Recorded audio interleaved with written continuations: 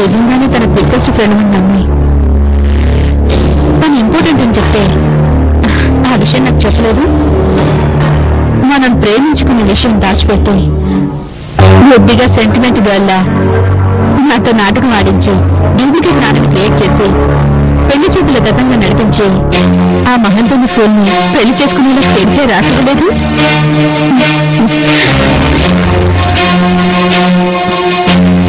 నీ screen play ఏ cinema నిర్మాతకైనా చెప్తే super hit అవుదా cinema?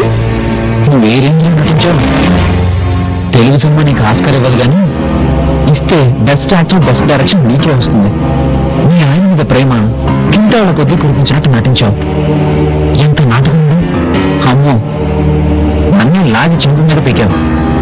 జీవం చేశావు, అందుకే జీవుడు ఫ్లాట్ అయిపోయాడు. పైగా నా దగ్గరకు వచ్చి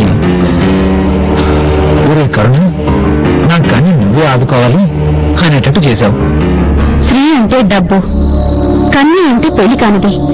పెళ్లి కాకుండానే డబ్బు సంపాదించే పెళ్లి శ్రీకన్య.